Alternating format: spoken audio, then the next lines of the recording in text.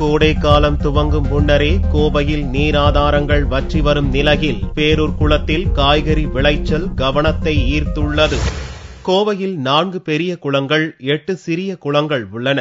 உக்கடம் பெரிய குளம் மட்டுமே தூர்வாரப்பட்டு கடந்த பருவமழை காலத்தில் நீர் நிரப்பப்பட்டது. இதில் பேரூர் குளத்திற்கு நொய்யல் ஆற்று உபரி நீர் கிடைத்தது. இதனால் 400 ஏக்கர் பரப்பளவில் 100 ஏக்கரில் குறைந்தளவு நீர் இருப்பு உள்ளது.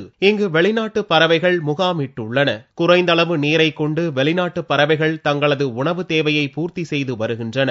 இந்நிலையில் அப்பகுதி விவசாயிகள் வற்றிப்போன குளத்தில் காய்கறி விவசாயம் செய்துள்ளனர். 400 ஏக்கராங்க.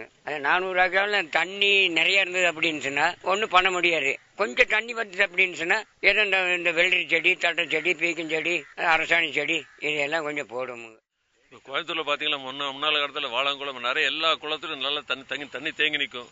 இப்போ இருக்கிற குளத்தெல்லாம் மூடி இப்போ சுற்றுவட்டத்துல எல்லாம் பாத்தீங்கன்னா தண்ணியே இல்லை. தண்ணி குளத்துல இருக்கிற கிணத்துல எல்லாம் தண்ணி இல்லாம இருக்கு.